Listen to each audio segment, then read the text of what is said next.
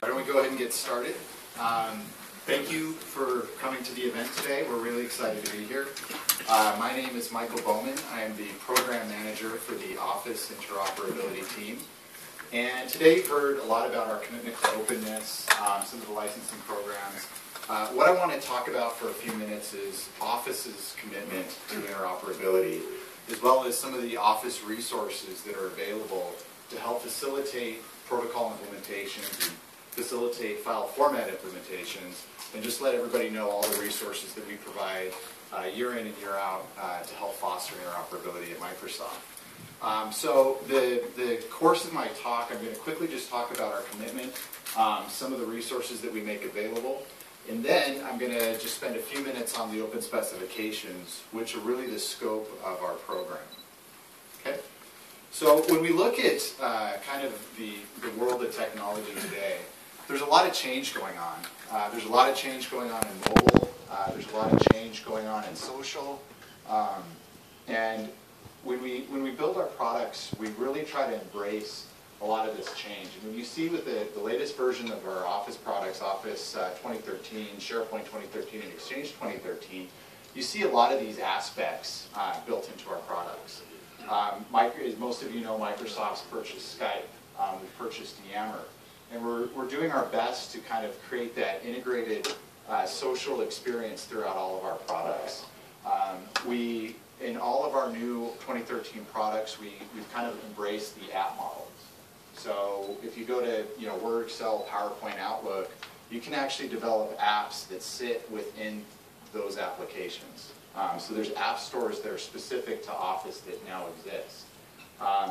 With that, as we look at the implementer community, the ISVs and our customers and partners, we realize that that's great that we're doing all this goodness with apps and development, but we need to make sure that partners are able to develop on top of our products, that partners are able to connect to our products, and in some cases even replace our products, so that there's that communication that can exist in these integrated environments.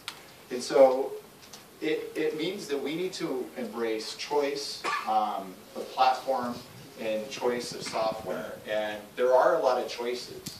And one of the tenets that we kind of work with in Office is to make sure that those choices work with, that it's a seamless transition between our competitors as well as our partners. And here, I've listed a few on this slide, but it's really to create a better end user experience. Examples of this, in SharePoint would be, making sure that the way you access data in SharePoint is there's ways to access data that's also could be accessed with OpenText or with Alfresco, and kind of creating, a one path to data access. So we're really committed to interoperability. We support, numerous standards. We really work hard to make sure that all the connections in our products are open.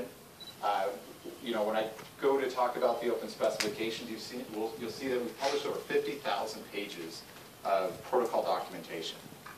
I mean, that's an enormous amount of docs that we've put together just for interoperability.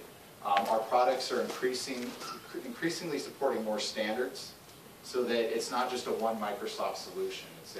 It's a solution that can encompass multiple products. Wait for the transition.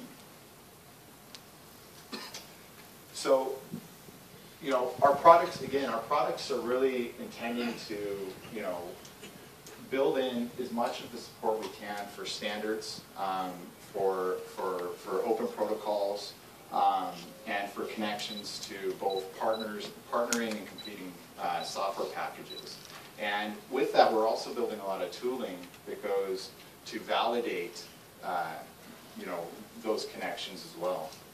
And so we provide, in terms of standards, we provide implementer notes that basically describe in detail what standards we're supporting and how we're supporting them in our products. We provide, with every version, you'll see more support for standards. For example, in SharePoint, you've got CMIS. Exchange, you've got iCal support. Office, we're supporting ODF. And these are standards that aren't always driven by Microsoft. These are standards that are a lot of times driven by other standards bodies.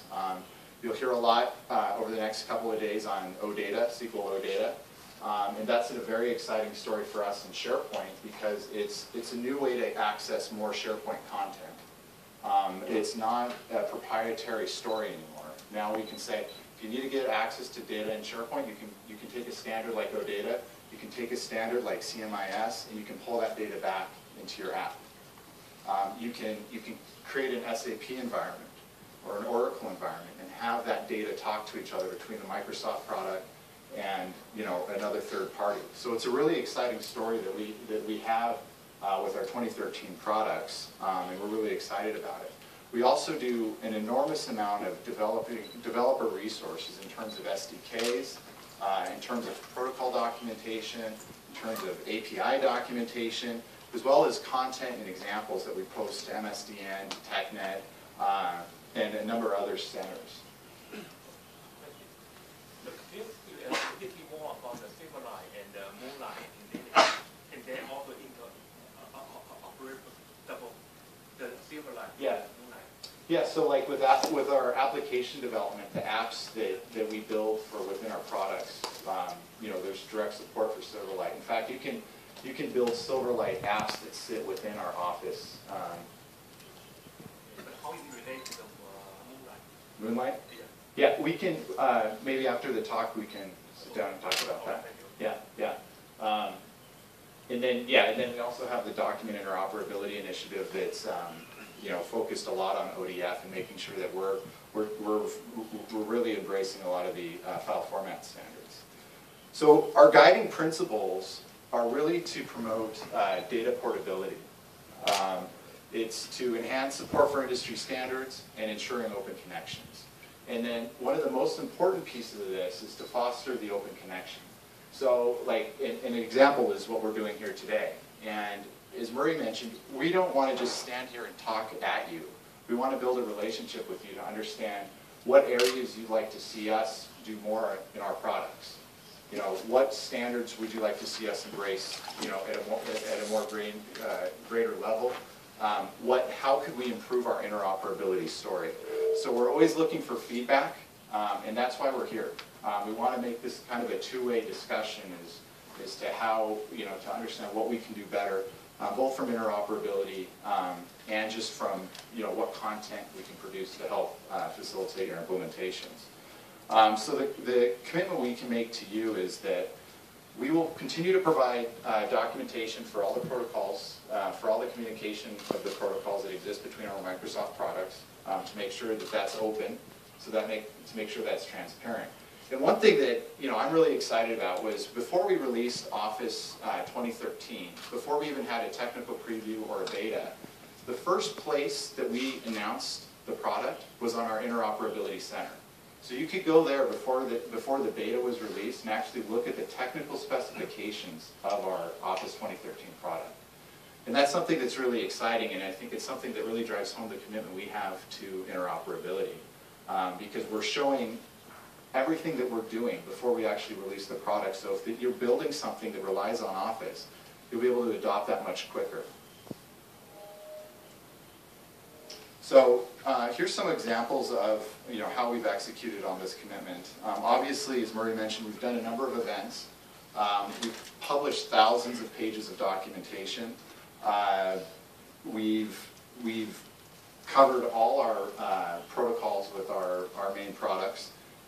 We have a huge team underway that does this work. To create 50,000 pages of documents, it's a huge effort. And these documents are actually written by engineers. They're written by the product people who wrote the code for SharePoint. So, I mean, it's authored by engineers. And we find that to be very important so that if you are doing an implementation, you can be successful with that. We offer free support. So if you have questions or issues with our open specifications or our protocol information, we'll create cases for you for free and work with you on those problems for free. We don't charge for that because we want to make sure that everybody is able to interoperate with us. And I think that's a great proof point, just saying how serious we are about this. And then I have a short talk this afternoon where I'll talk about the tools we make. And that's another area that I find really exciting because we have a huge investment in the tools we build to validate. So if you do a protocol implementation, we'll build tools that will help validate what you built, you know, within the scope of our open specification. So that's something that we're also very excited about, and something that I'll talk about later today. So the themes of this Plugfest again is that, you know, we want to build a relationship with you. That's why we're here. We want to get feedback from you. Every time we do one of these events, we learn something new, usually a lot that we didn't know. The office team has been doing this for about 2.5 years, so we're relatively new. So we're always looking for new ways to kind of foster interop. So please don't hesitate to come and talk to us. Wanted to talk about the open specifications. This is kind of the scope of the program, and the open specifications are the actual documents. They're actually the protocol documents that describe the communication between our Microsoft products. And the objective of the open specification is to really provide transparency and to provide opportunities for third parties.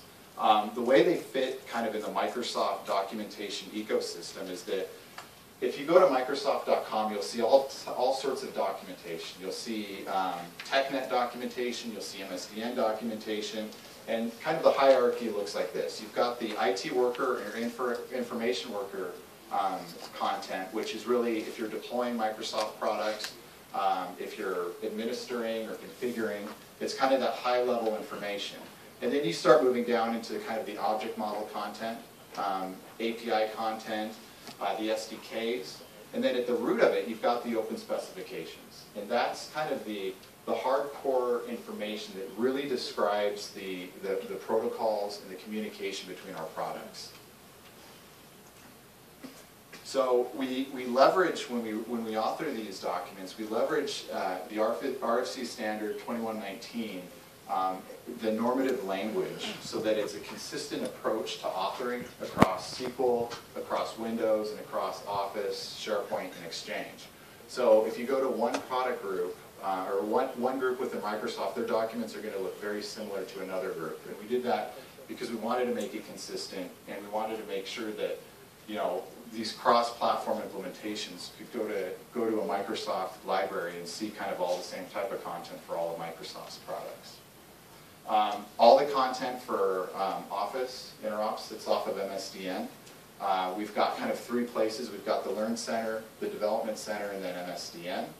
If you're new to protocols, usually the best place to start is the overview documents. And for Office, we've got three main ones. We've got one for SharePoint, one for the Office client, which is basically describing which protocols the Office client uses to connect to SharePoint.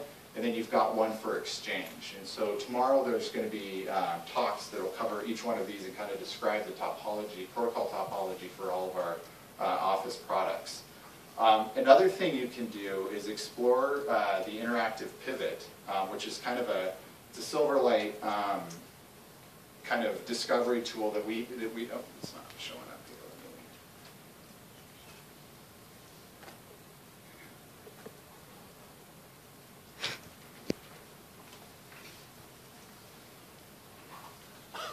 Okay, so this is the interactive pivot, and so this is another place you can start. So if you're trying to understand how a given Microsoft product communicates with another Microsoft product, this is kind of a way to, since we've got 50,000 pages, it's kind of daunting to just start looking at this huge library of information. So let's say you're trying to understand which protocols Outlook uses to communicate with Exchange Server.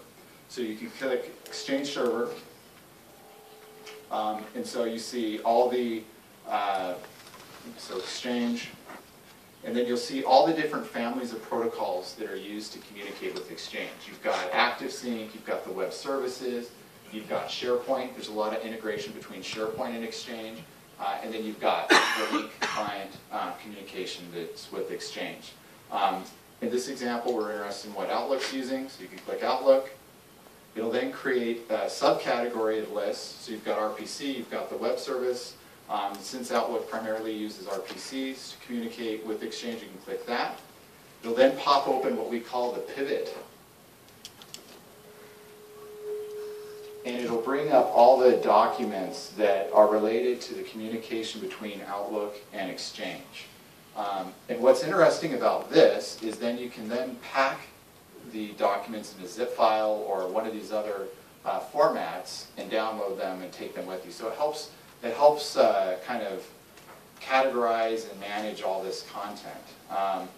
If you didn't do this, this is kind of what you're presented with. You're presented a huge library of documents here that represent all the protocol content that we've authored. You can obviously use the pivot as well to kind of narrow it down based off your product interests. So if Exchange, and then if there's what are the connections with Link and Exchange, that'll show you what that is. So it's just kind of a user-friendly tool to filter through some of this content and help find what you need quicker. So anyway, that's all I really wanted to talk about. We'll have some more talks on the Office products tomorrow, and I'll do one more talk this afternoon on some of our Office tooling. But please don't hesitate to come and talk to me after the session at lunch or at one of the breaks if you have any questions on Office. We're happy to have you. So, thank you.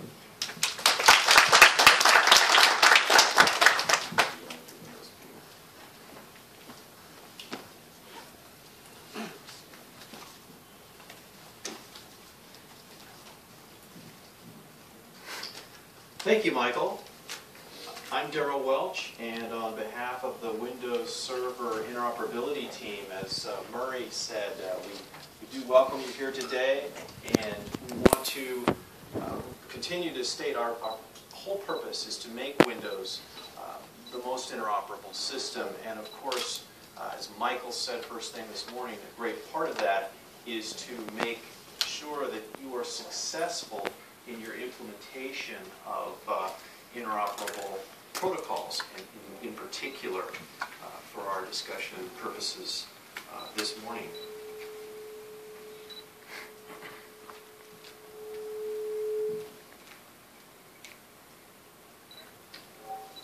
We do have a number of resources available to you, the implementers, and these are some of the tools that I want to make sure you have in your hand available. So the Applied Interoperability site is a website that refers to many of the resources that Michael has already talked to you about.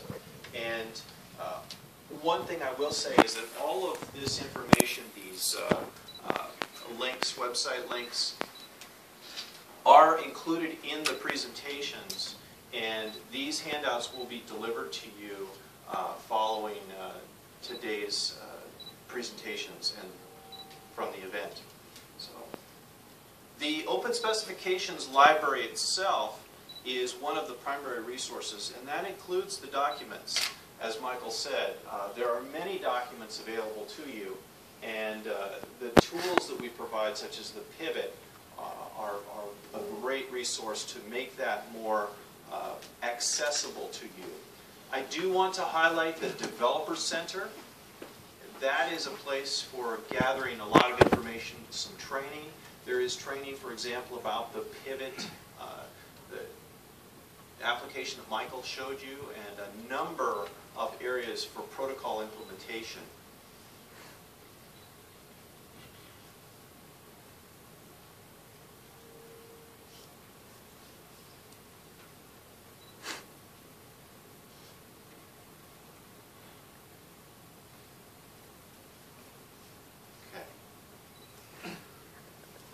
So for helping you, the developer, you implementing in the environments that you're working with, generally we expect would not be a Windows environment. It could be, but generally is not. What are the resources available to you, and how do you progress? For many of you, this documentation that we've talked about, the open specifications, as well as a series of overview documents, is a place to begin. That will cover the various protocols that you need to interoperate. The tools that we will provide, as Michael said, there's a whole series of tools that our teams provide, and Windows does as well, for you to perform your interoperability testing in particular We have a tool called Message Analyzer, which is a replacement and actually something that does far more than Network Monitor. I'll mention that, although Neil Martin will be presenting this tool later in the day. We have a series of test suites. Tomorrow in the RDP track, we will be delivering a set of the Remote FX family of protocols. There's a set of test suites for verifying the protocol interoperability of those protocols, and that you can use against your implementation. So during the track tomorrow for Remote FX, in Jeroen's presentation, and Xiaotian and Christine and Chris, they will talk to you in more detail about that. That is our focus this week. We have another series of tools, model-based testing. Serge will be delivering a presentation later today to discuss one of these, one of our primary methods of testing the protocol specifications themselves and the implementations of Windows or others such as your own. I do want to talk today, and I'll give you a reference to how you can get support for our open specifications through forums, and of course through the events themselves that you're attending today, this Plugfest. The open specifications, consider this a reference and a historical point. In the past, we've gone through a series of regulatory requirements that have propelled several programs for client-server interoperability, as Michael pointed out, in some cases replacing a server, a Windows server, for example, or some other Microsoft server, service, or endpoint, such as a client. So these programs are available. They included the documents that we've published over the last number of years, since 2007, in the case of Windows. And you'll find them today as a series of document types. In those libraries, the document types that are published include several. First of all, block protocols. So these are somewhat more common to you in the sense that this would be a low-level, something of file sharing or SMB, server message block protocol. RPC protocols, a good percentage of the Windows protocols, as well as Michael pointed out, Exchange and other clients, continue to use legacy RPC interfaces. That is one type of protocol specification that we include in our open specifications. Of course, SOAP protocols, which are more common now, are utilized for the web services. And finally, we have what we would call data structures. I would like to point out that many of the protocols that we document in the open specifications are extensions. For example, for the Kerberos protocol, MS-Kyle and MS-PAC are extensions to the RFCs required for Kerberos.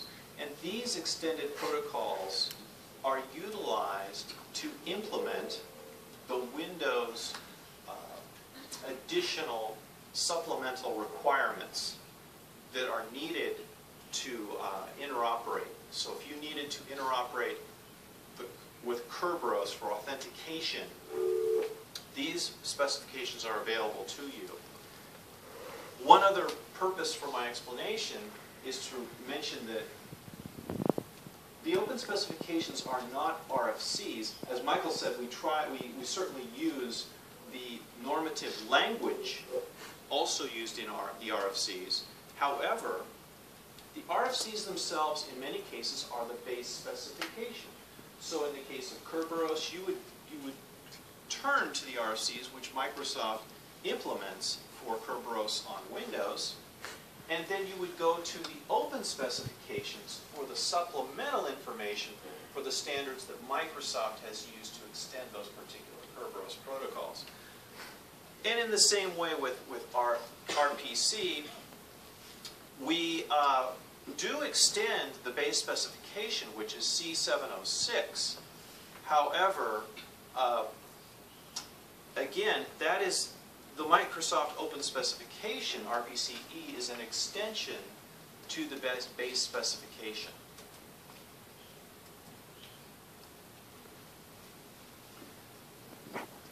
I mentioned earlier that there were several sets of protocols, but when you go to download the Microsoft protocols now for the open specifications, you will now receive a single set.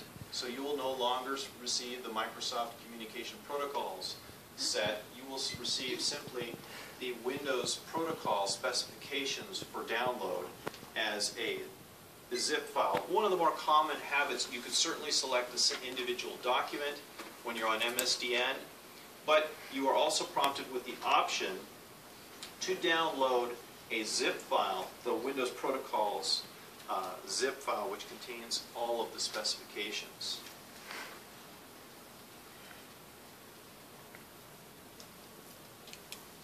As we said, there are a series of documents themselves. You start with the overview documents to get an understanding of how the various pieces of a protocol family would fit together.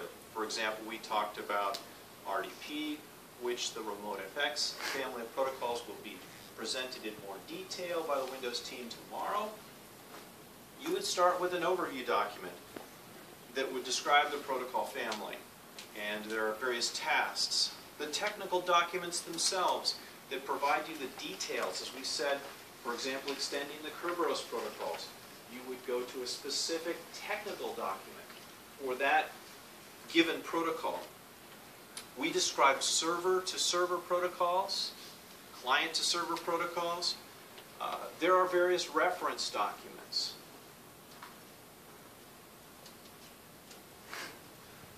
You, the non-Windows implementers, we've been working with a number of your companies here, but folks who are attending here today or who have attended our other events. And so to paint just a brief picture for you, we have a number of ecosystems. The RDP, or in brand name terminology, the Remote FX family, is a very large and growing family. The whole area of these thin clients, which is an area that's very familiar to many of you. And that is an ecosystem which is growing. File sharing is something that has been growing for a number of years in the Windows ecosystem. So we interoperate with a number of file sharing implementers. I'll mention them in more detail. We also have a number of areas such as Active Directory, certificate, or authentication. Of course, if you have a file server, you're going to require some level of authentication to be implemented in order to interoperate. So as we mentioned, there are Kerberos protocols and other methodologies. There are various certificate protocols that are utilized as well. So this gives you an idea of the broad set of protocols. And of course, there are what we call man-in-the-middle implementations, the internetworking vendors, that cover a number of these protocols. So as you can see from the diagram, these protocol families do overlap in many cases. But just to remind you that although there are thousands of protocols and many protocol documents available, these are the areas that are of very high interest to your colleagues in the industry, and we've observed that. So I'll refer you to some of these areas. Again, we mentioned RDP or Remote FX. If you wanted to learn more about what protocols are required to implement, what resources are available in the documents, you would turn to the overview document itself, in this case TSSO, and then turn to the various RDP documents themselves in the Open Specifications library. So in the same manner, for some of our other families that I just mentioned, there are overview documents available to you. I won't spend a lot of time going through this list. However, you'll find in the presentation a list of all of our system overview and task documents that we have traditionally described for the various operations that are required to interoperate with Windows. For example, RDP or Remote FX, our various domain implementations, such as a task to join a domain. We have had in the past system overview documents as well. Again, we've listed those. I've highlighted specifically that we're now, these are in red, the new overview documents, which are replacing those system documents. And you will see over time that you will find the library will include more of these OD documents in place of the system overview documents. For example, for Active Directory, which is a very common area of implementation, you would now turn to ADOD as the overview document that describes that area. So look for this list to evolve over time. Consider this a snapshot and a reference for you today, and hopefully that helps you. On CodePlex, we've provided a series of captures which represent common scenarios of implementation. I mentioned, for example, joining a domain. That is a very common scenario that involves a variety of protocols. We also have some authorization protocols for what we call CBAC, or claims-based authentication now in Windows 8. If you want to see what those protocol behaviors look like on the wire, we've provided examples to you that you can download, and they are annotated for you as well. We take advantage of these overview scenarios and use these protocol scenarios and how they are observed on the wire. We'll use these at events such as our Plugfests to give you information that might be helpful.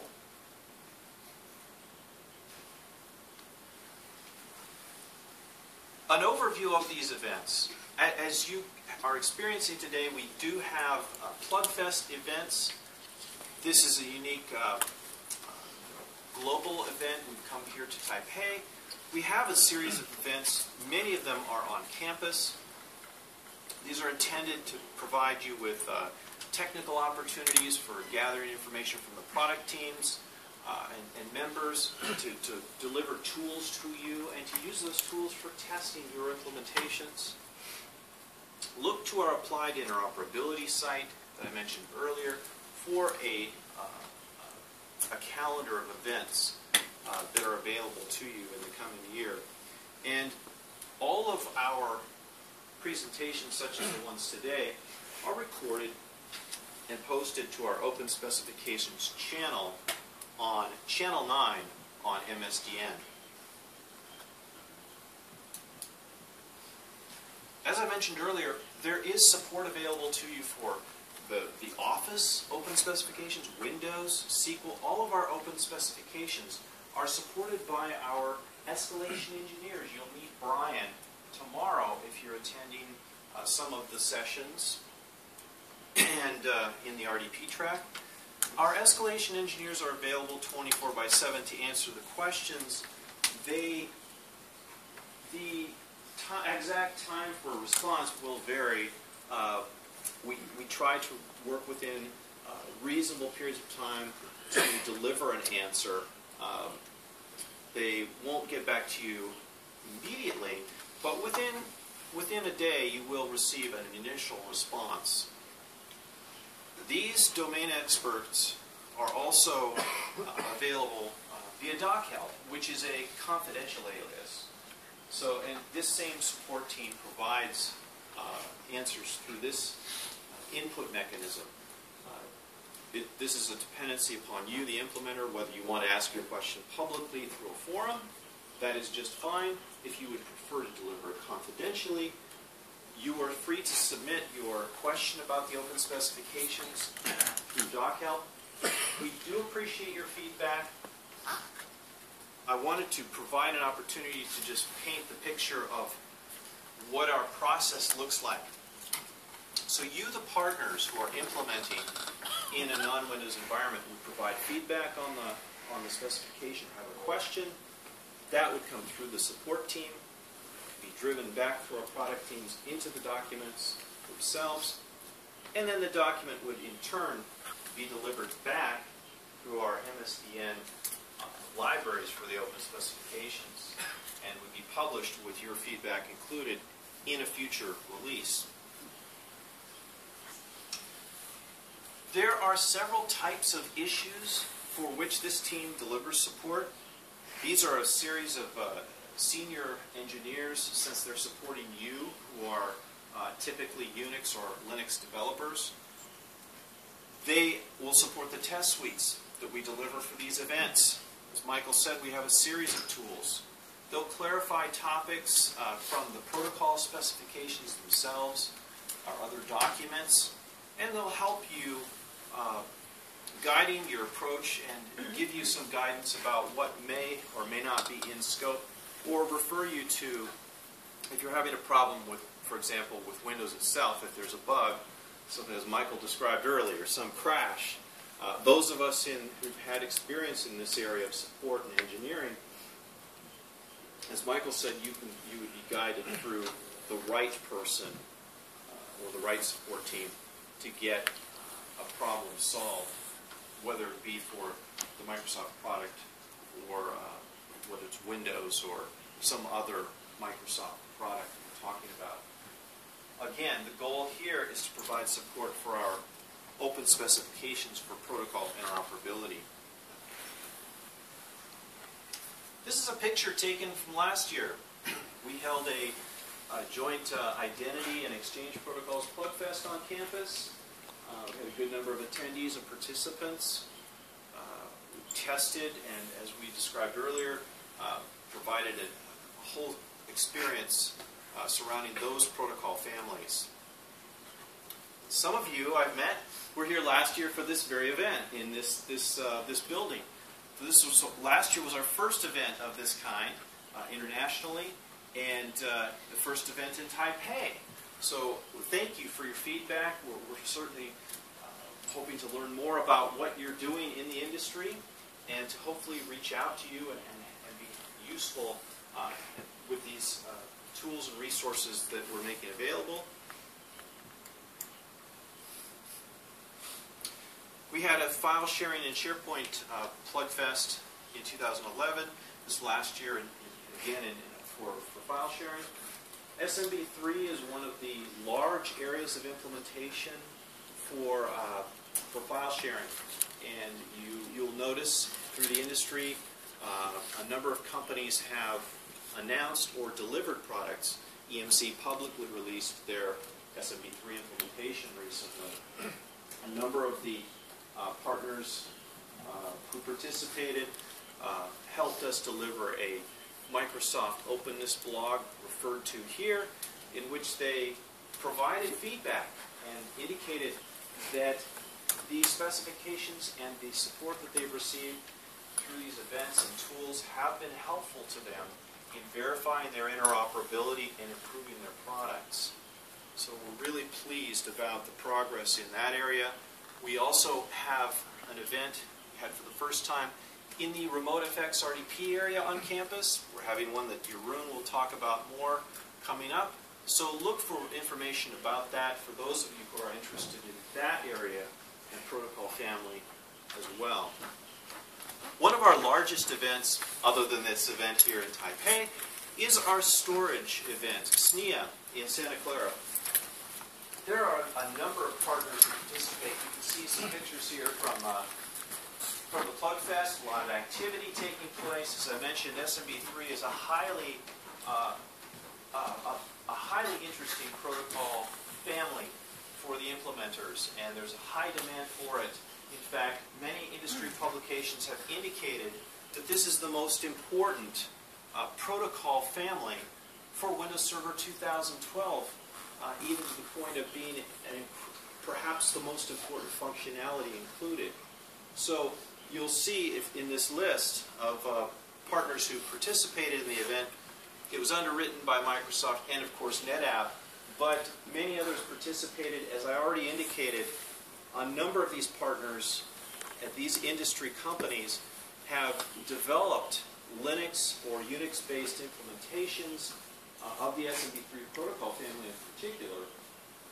And although they announced them at SNIA in the past, they actually have delivered them to the industry so that they are fully interoperable with Windows 8 today. One of the partners we've worked on interoperability with in the open source world is the Samba team. So if you look at their blog, they have talked about the interoperability labs and Plugfest that we participated in with them and have provided excellent feedback for us. And they have indicated the progress they've made in implementing a full Active Directory on top of Linux, so that if you want to deploy your Linux systems, you can interoperate with Windows Server through the Samba for AD and authentication implementation. They are also releasing not only SMB2, but now an SMB3 protocol family implementation. So these are a few areas that I wanted to highlight for our Windows Server interoperability. Did you have any questions about the tools and resources that we've discussed here today? Yes. How about the NFS? NFS. So the question is, are you asking what resources are available for NFS? Yes. Well, first of all, I'll start by saying the NFS protocol is not documented in our open specifications. It is, of course, an industry standard. But whereas SMB is a Microsoft open specification, NFS is not. However, having said that, Windows Server, starting with 2012, you may be familiar with, has included a full NFS implementation. We've worked with some industry experts and through a university. We have a client implementation and a server implementation now. So, although it is not our focus through the Open Specifications program, Microsoft as a company for Windows Server does support NFS for interoperability. So hopefully that helps you. Yes, thank you. And we do participate, I mentioned the Plugfest at SNIA. SNIA also includes a NFS Plugfest. I do not participate in that part of it. I'm focused on the SMB and open specifications areas. But I will say that and some other events that Microsoft does participate with as well. Any other questions? Well, thank you for your time. Please do meet with us over lunch, breaks. If you have questions, you have ideas, feedback for us, we look forward to that. So do provide the event team with your feedback, how we can be more effective in engaging with you. I did want to take an opportunity to introduce my colleague, KB Baduantwi from the SQL side. Thank you, KB.